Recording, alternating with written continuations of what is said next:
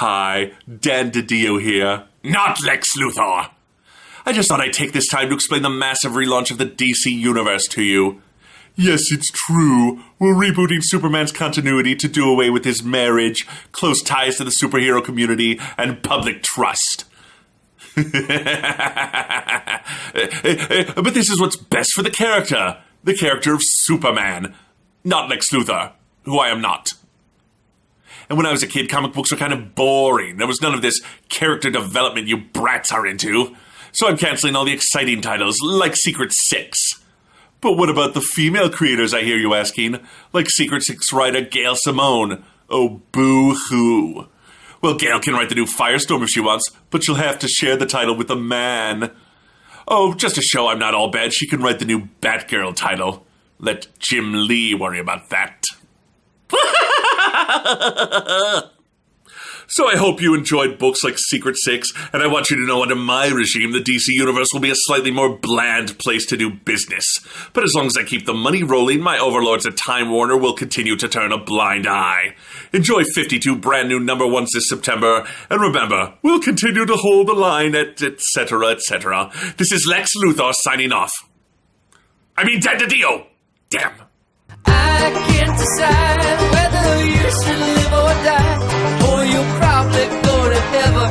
Please don't hang your head and cry. No wonder why my heart feels dead inside. It's cold and hard and petrified. Lock the doors and close blinds. We're going for a ride. Hi everyone, and welcome back to Comic Book Issues. I'm your host, the Last Angry Geek. Have you been crying? I have not been crying. Oh, am I kidding? Yes, I've been crying. There's always an inevitable sense of loss when something too good to be true finally comes to an end. I first felt it when they told Big Bird that Mr. Hooper wasn't coming back to the store. It's the same sense of loss we felt when the Beatles broke up. The same sense of loss when they canceled great shows like Twin Peaks, Firefly, Pushing Daisies. It's the same sense of loss I felt when the original ECW folded. All we can do is impotently cry, "No!" and imagine what might have been.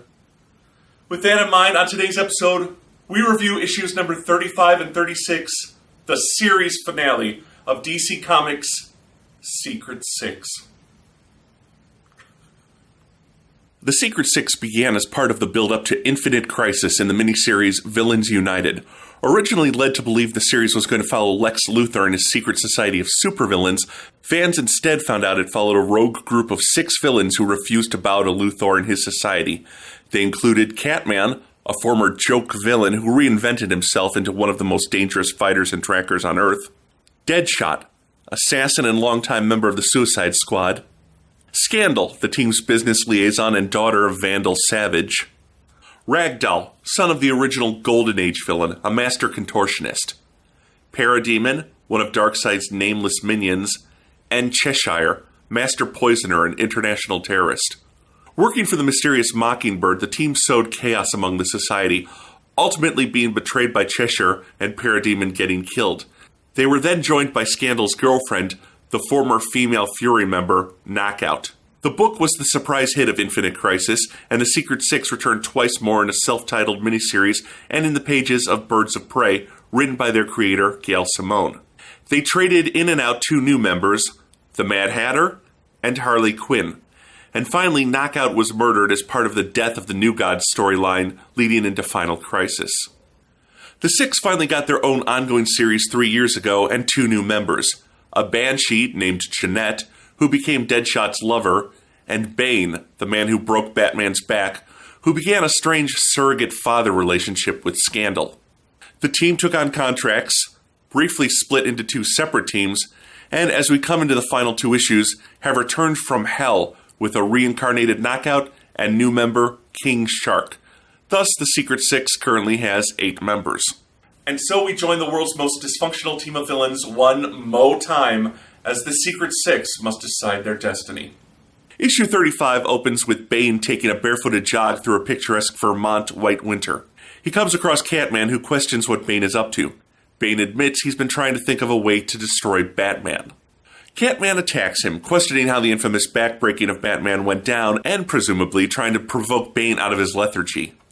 After their recent trip to hell, Bane is under no illusions of where his soul is going, and on top of that, his girlfriend, whom he saved from attackers, noted how he only came alive protecting her. As Bane and Catman consider this, Deadshot and Jeanette awake from a night of fresh fruit and lovemaking. Jeanette, as a banshee, smells death on Bane and Catman, just as King Shark barges in on the naked mammals. Knockout shocks Scandal with her obvious post-traumatic stress disorder after perceived eternity in hell. Back in the woods, Bane has realized that he did not break the bat, but vice versa. He loses control when the woman he was with is threatened, and reasons that if he's going to hell, there's no reason not to seek what he wants. Batman broken before him. And the only way that can happen is to kill the ones Batman loves.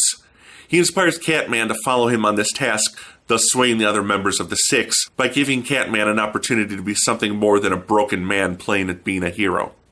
Assembled, Bane plans out attacks on Batman's allies, with Catman calling off the hit on Huntress, a woman he's had feelings for going back to their appearance in Birds of Prey.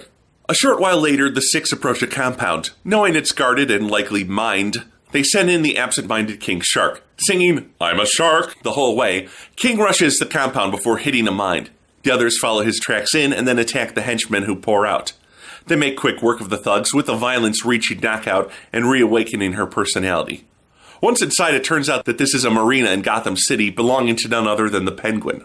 Mr. Cobblepot doesn't take them seriously. Bane tries to beat some sense into him, for realizing there is another way to break the Penguin. Threatening to feed his feathered friends to King Shark does the trick. The Six not only want all of Penguin's info on Batman's allies, they're flat out recruiting him to the team. Secret Six? But there were 8 of them, so shouldn't it have been Enigmatic 8? And with the Penguin joining, does that mean they're now the not-known 9? Today's episode of Comic Book Issues is brought to you by the numbers 6, 8, and 9. And the letters D and C. Issue 36 opens with a flashback to Bane in bed with his date from a few issues ago. He recaps what he told Catman last issue, that protecting others has made him weak, but that he's determined to break Batman through hurting his allies. In the present, Bane goes over their hits. A sound alerts them to the homeless family that's been living in this abandoned warehouse they're using for their base. Another flashback follows Ragdoll, Catman, and Deadshot as they go fishing on the Gotham piers. While Catman and Deadshot engage in their usual banter of threatening one another, Ragdoll calls for them to admit they actually like each other. This is interrupted by the mob boss they've been dangling off the pier. Turns out a young girl he kidnapped was shot, and they were paid to make him suffer, which King Shark does in turn. In the present, the Six try to decide what to do with the family as they realize they've been discovered. The Penguin had a transmitter under his skin, and once he realized that Bane had no set plan in place but was improvising how to take down Batman, he activated it, calling just about every hero in the USA to surround the warehouse. The Six quickly use the family as hostages to buy themselves time. When the children are threatened, Scandal jumps to their aid, but her old friend Jeanette points out there's no way out for them this time. No more lying to themselves. They are villains. In the next interlude, Scandal goes to visit her girlfriend Liana, who is kidnapped and attacked by a stalker. She introduces her to the resurrected Knockout. Scandal quickly calms Liana's fears of being dumped by telling her she loves them and wants to marry them both. As the heroes try and decide how to approach the Six's situation, they realize the Huntress is missing. She snuck into the warehouse to plead with Catman and the others to surrender. They won't have it, but do trade the hostages for Huntress.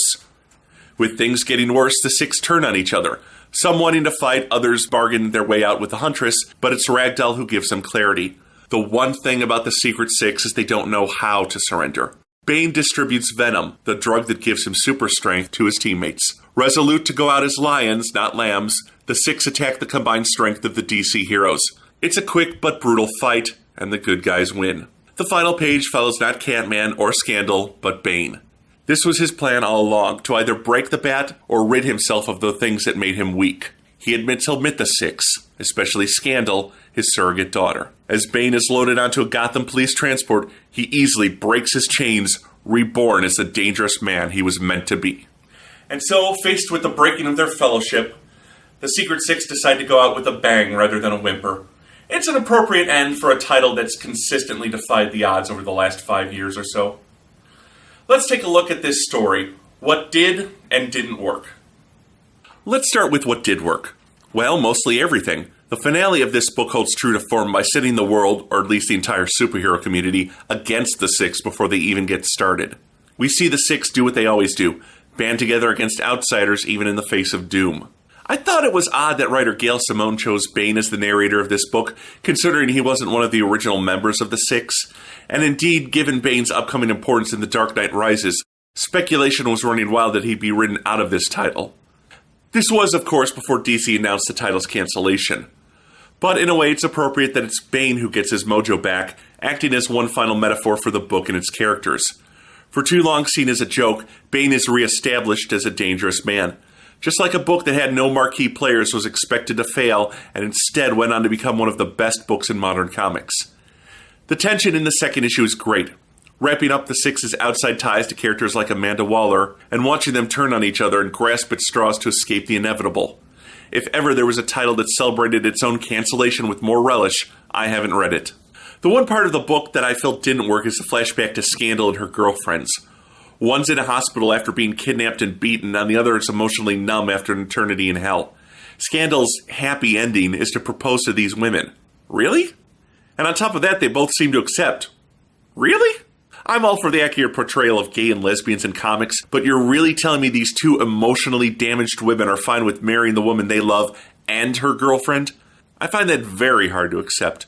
This seems to me the only obvious case of the ongoing stories getting cut short and a happy ending being forced on the story. This is the only page of the two issues I didn't buy. And what about the art? Well, let me refer you to artist Jay Calafiore. Now, I've said many times that a person's artistic taste is subjective, and if you like Mr. Calafiore's art, more power to you. That having been said, this is some of the ugliest art I've ever seen. Now, it seems the case with this title, going back to Villains United, is we either get a really great artist or a really bad artist. Villains United was drawn by the wonderful Dale Eaglesham. The first Secret Six miniseries was full of very ugly art by Brad Walker. During their appearance in Birds of Prey, and for the first 14 issues of their ongoing, they were drawn by the wonderful Nicola Scott.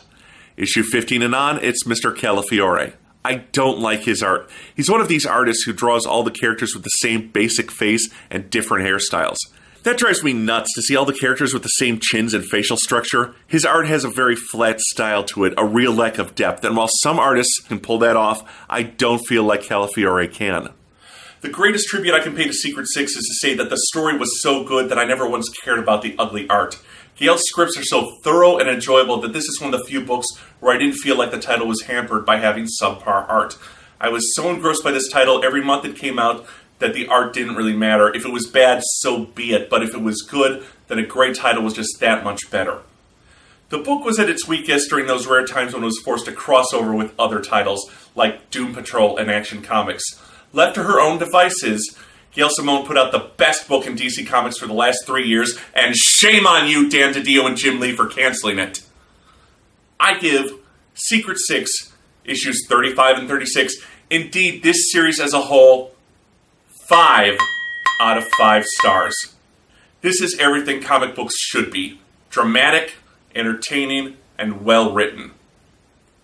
I'm the Last Angry Geek, and I'll see you here next time on Comic Book Issues. Oh, I could throw you in the lake or feed you poison birthday cake.